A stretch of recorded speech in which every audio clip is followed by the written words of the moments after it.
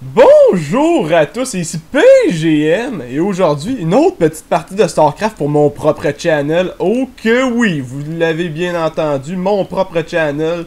En fait, vous devez déjà être au courant parce que si vous regardez ce game-là en ce moment, vous êtes en train de la regarder sur mon channel SC2QC PGM. PGM c'est moi, SC2 c'est ce jeu-là. Puis le Québec, c'est pas mal où c'est qu'on est en ce moment. En tout cas, à moins que vous soyez de France ou ben peut-être bien que vous avez juste appris le français pour m'écouter. Alors si c'est vraiment le cas, eh bien, respect à vous de ma part. Mais là, j'ai une petite game de StarCraft, en fait, une petite. Qu'est-ce que je raconte? C'est pas du tout une petite game de StarCraft. Je vous explique la situation. C'est en fait, la game, les finales de Asus Rogue Tournament hiver 2012. Alors, ouais, c'est pas des plus récents, mais c'est une finale. Et puis je vais toutes vous les faire de la première qui est celle-là. C'est vraiment la première. Alors là, vous voyez, Steph... Ah oui, je vais vous présenter les joueurs. Où c'est que j'ai été rendu? Ben oui. Sacrement. Hein? PGM, reprends-toi. Alors, je vous présente TSL Plot. Alors, ouais, Plot, ça peut être drôle à dire. Mais Plot, enfin bref. Un joueur Terran très puissant. Je mettrai jamais l'emphase sur à quel point il est puissant contre un autre joueur très puissant. On l'aura deviné. C'est Stefano. Alors le Zerg player en bas ici, Stefano. Alors je vais vous parler un petit peu plus en détail des deux joueurs et un petit peu de la chimie qu'ils ont entre les deux. C'est toujours le fun de savoir un petit peu qu'est-ce qu'il se passe entre les deux joueurs, comment qu'ils s'aiment, comment qu'ils se détestent et pour quelles raisons. Mais avant tout, je vais vous parler un petit peu de la map. La map, ça se trouve qu'à être Antigua Shipyard. Alors si on regarde, c'est vraiment la map de tournoi avec le Supply Depot dans le milieu. Et puis ici, ce ne sont pas dans le milieu, c'est pas les minéraux riches. On va finir qu'à l'avoir, ne vous inquiétez pas. Alors ici, le premier Marine va probablement sortir et puis le drone n'a aucune chance de survie. Il va juste décoller. Alors simplement par curiosité, je porte pas trop attention au début. Alors les deux joueurs se sont bien trouvés. Oui, non, peut-être non. Alors le petit SCV qui est là va bientôt trouver son adversaire. Alors bref, on continue un petit peu là-dessus. Alors Plot, qu'est-ce qu'il a de particulier ce joueur? Alors mon cher Plot, pour commencer, il fait partie de la team TSL. Pour ceux qui ne savent pas c'est quoi, TSL et Team SCV Love. Non, c'est pas vrai, Life. La vie dans une équipe de SCV. Moi, je trouve ça bien cool comme nom de team. Oh, sacrément, ici, hein? Ça, c'est quelque chose que les Zerg players n'aiment pas vraiment dealer avec, mais vous n'avez pas le choix, en fait. Les Terrans vont vouloir essayer de venir vous faire chier, vous n'aurez pas le choix de puller off les drones, mais même chose qu'avec les Protoss, les drones qui viennent ici vont avoir besoin d'aller miner là, de toute façon. Fait que alors, à moins que tu en perdes, c'est pas du tout une perte là. Alors lui il vient de perdre 75 de minéraux par contre. Comme vous voyez, ça redonne pas tout l'argent. Bonjour Zergling. Vous avez du travail, j'ai bien l'impression. Combien de Zergling? Il en a 4. Alors 4 Zergling, les deux Queens sont en train de sortir très rapidement. Très important lorsque vous êtes contre un Terran player. Surtout que les Terran players, ils vont souvent se faire des Hellions, et c'est exactement ce qu'on va voir ici, Double Hellion en production. Ils vont venir essayer de faire le plus de dommages possible. Alors pourquoi est-ce que les Hellions, c'est puissant contre les Zerg early game? Simplement parce que les Hellions font beaucoup de dommages à tout ce qui est light. Alors par exemple, le petit Zergling qu'il y a là. Et qu'est-ce que les Zerg peuvent se faire early, vraiment de bonheur dans la game? Ils peuvent se faire des drones et puis des Zerglings. Alors les Zerglings, c'est plus une unité offensive et ça se fait démolir avec du bon contrôle, bien évidemment, très facilement par des Hellions. L'affaire, c'est que les Hellions sont aussi très puissants contre les drones. Alors une couple de Hellions ici, ils vont vous démolir une lignée au grand complet en un seul coup de lance-flamme, ça les brûle, ils ont mal, puis ils meurent. Oh, mais par contre, c'est pour ça, justement, qu'on voit souvent les Spinecrawlers et une deuxième Queen en production. Exactement. Alors, 2 Queens, c'est très commun, justement pour se défendre plus facilement contre les Hellions. Alors, 2 autres Hellions, pardon. Alors, ici, on a des Marines qui passent sur le côté. Je sais pas trop exactement c'est quoi le plan leur plan, leur mission. Alors des maraudeurs. Alors là, c'est quelque chose qui est quand même assez cool, c'est que souvent, les Terrans, ce qu'ils vont faire, c'est faire un paquet de Hellion, et ensuite, ils vont soit transitionner, est-ce que c'est ce qu'il fait, ce sera pas bien long, je regarde, transitionner dans de l'aérien, et non, ce n'est pas ce qu'il fait, il va vraiment plutôt décidé de transitionner dans des maraudeurs. Alors, pourquoi est-ce qu'il voudrait transitionner sur des maraudeurs? C'est simplement que ce qui compte très facilement les Hellions, ce sont les Roach. Mais l'affaire, c'est que les Roach se font contrer. Pardon, encore d'autres. Alors là, je vous rappelle, ici, il y a 600$. 600$ de Hellion. Ils vont peut-être bien essayer de faire un run-by, mais très beau positionnement des bâtiments ici, là. Sacrément. Alors, comme que je vous expliquais, les maraudeurs, mais là, il y a de l'action, sacrément. Est-ce que... J'ai bien l'impression que le Spinecrawler va tomber, mais un mass de Zergling! Ici, les Zerglings arrivent à avoir le surround sur les Hellions n'arriveront pas à faire beaucoup de dégâts, et un Hellion vient de tomber. Mais pour combien de drones? C'est bien ce que je me demande. La transition en aérien s'en vient, ça va probablement être des Banshees ou bien des... En fait, non, ce sera probablement pas des Banshees qu'on va voir ici, mais ce serait quand même quelque chose de très utile à voir. Beaucoup de Zerglings de ce côté-ci. Alors finalement, est-ce qu'il décide? Oui, non, il n'ira pas pour des Banshees, il décide plutôt d'y aller pour des Medivac. Alors, il va donc décider d'y aller pour un follow-up avec du biologique. Alors, biologique, c'est-à-dire Marine, Marauder, et puis des Medivac. Tandis que de l'autre côté, quelle est l'idée pour se défendre contre ça? Ça va définitivement prendre à Stefano une petite...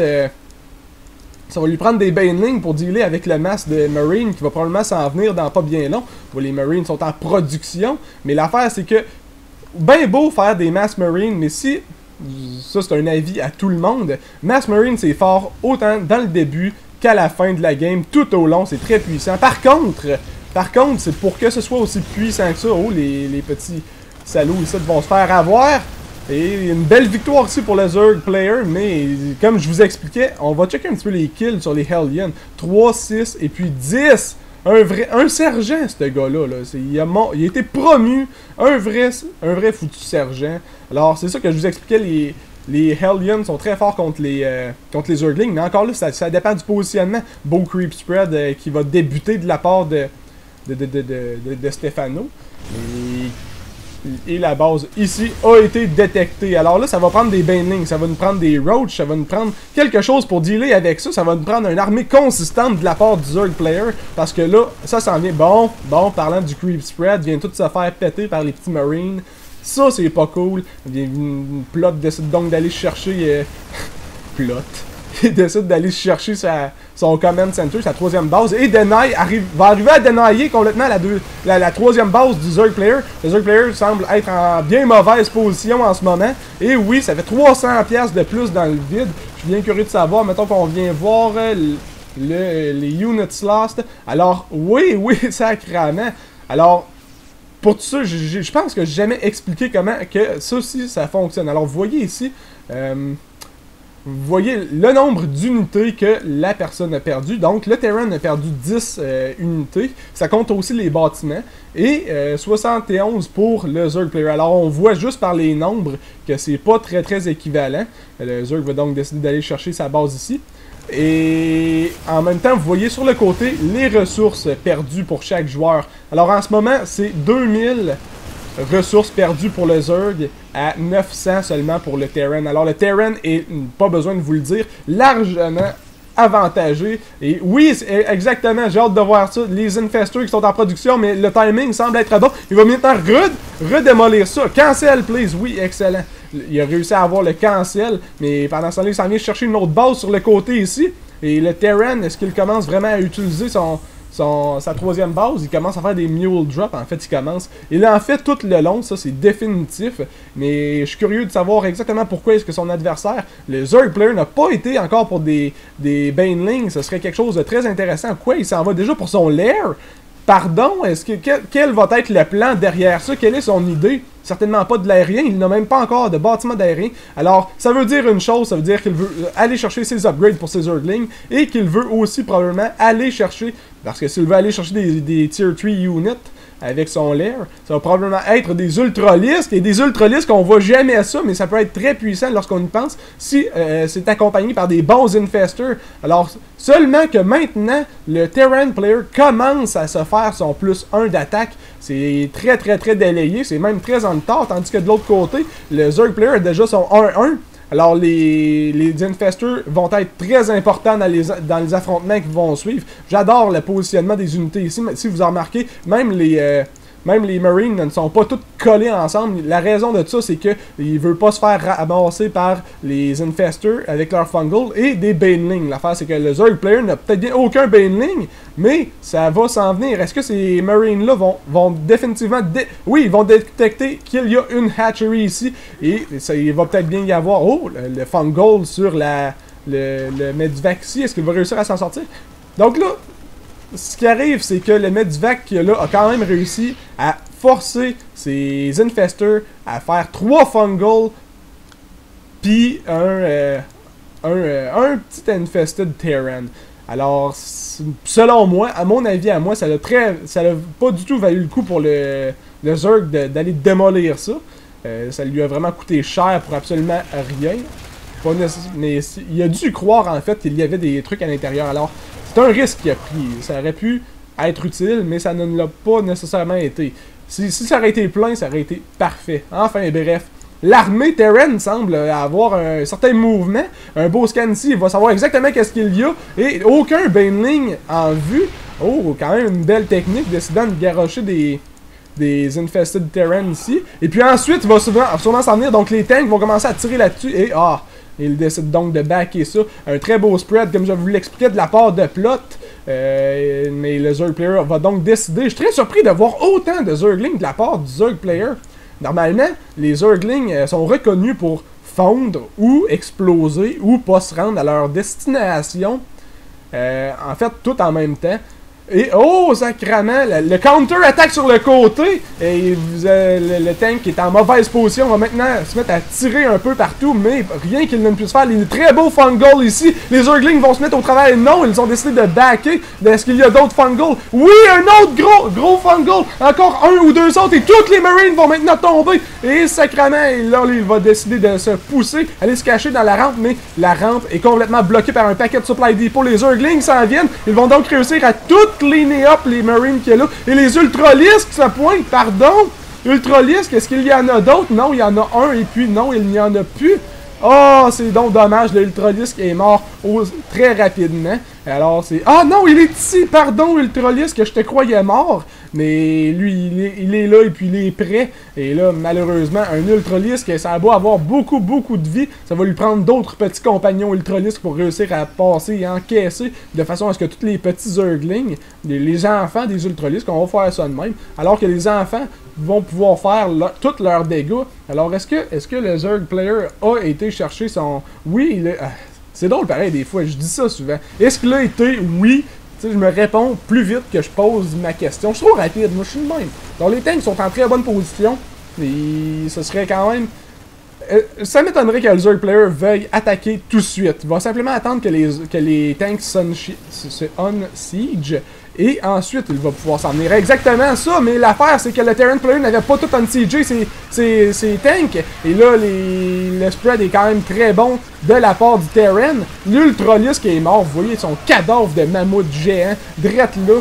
Et c'est sacrément, j'avais même pas remarqué, mais pendant ce temps-là, il s'est fait dénailler la base ici. Et lui, pendant ce temps-là, il est très bien correct. Il n'a aucun problème de son côté. Rien pour démolir les Medivac, Ce serait tellement beau d'avoir quelque chose comme des Medivac pour les Zerg, les Ultralisks qui ne crèveraient simplement jamais. Et là, vous voyez l'Ultralisk qui est là, il est motivé, il passe au travers de tout cassé qu'il y a. Et malheureusement, il finit qu'à mourir parce que tout meurt un jour, mesdames et messieurs, toutes. Même vous autres, même moi, tout meurt un jour. Alors, les Zerglings continuent à se faire un chemin. Et là, c'est vraiment celui qui va arriver à produire le plus d'unités. Normalement, le Terran player va peut-être bien arrêter avec la production et simplement essayer de jouer un petit peu plus défensivement. C'est ça, les autres, ils font sacrément. On décolle. On n'a aucune chance de survivre là-dedans. Et le tank est maintenant en position. On va peut-être bien réussir à retenir la force pour l'instant. Et le Zerg player, lui, devrait simplement recommencer à jouer économiquement parlant. Si on check un petit peu le income en ce moment. Income, please, s'il vous plaît. Oui, le Zerg player est largement derrière pour les minéraux, simplement à cause des drops de mules, simplement à cause que son adversaire a sa troisième base. Et puis, ouais, c'est ça. En fait, les drops de mules, c'est ça qui fait toute la différence. Comme je vous dis, je suis très surpris de voir que les Ultralisks ont été amenés dans cette partie, parce que c'est très rare qu'on voit ça. Normalement, on voit les Ultralisks comme étant « Ah ouais, tu fais des Ultralisks, ben tu perds. » Juste à cause que tu fais des Ultralisks, l'unité n'est pas nécessairement très bonne, car elle se met dans les jambes de toutes tes autres bonhomme, et puis ça vient qu'à causer plus de problèmes à ton armée que d'autres choses, mais en même temps, bien utilisé comme un grand professionnel, exactement comme ça, ça vient qu'à faire une très grande différence. Et les Zerglings ici, dans l'économie du Terran, et les Fungal vont arrêter ces SCV, les SCV vont maintenant tomber, et là, sacrément, il n'y a plus grand chose à faire pour le Terran player, alors que le Zerg est attendu un petit peu partout, et il vient de scanner ça ici, et il call le GG, et la première game va à Stefano! Stefano nous montrant comment ça se passe contre les Terran players de haut niveau, nous montrant exactement qu'il ne faut pas tomber sous la pression, malgré le fait qu'on se fait dénailler notre première base ici, et ensuite se faire dénailler là. Il a continué à aller chercher des expands, et c'est exactement le même que ça joue contre les Terran. Il faut un bon creep spread, exactement comme on le voit en ce moment, pour pouvoir entourer l'armée Terran. Et il l'a réussi. Alors félicitations à Stefano, mais ce n'est vraiment pas terminé. Il nous reste encore, je vous rappelle en fait que c'est un best of 5. Il va y avoir au moins 4 parties. Ou 3, en fait, peu importe. Moi, je vous le dis tout de suite, j'en ai 5 games. Alors, c'est sûr que Stefano gagnera pas le tournoi aussi facilement que ça. Ça, c'est si il le gagne. Alors, j'ai aucune idée que c'est qu'il gagne. J'ai aucune idée de ce qui se passe dans les games. Et on va tout voir ça ensemble. Alors, c'était PGM pour une belle petite partie de StarCraft 2. Et on y va pour une deuxième dans pas long. Moi, je décolle.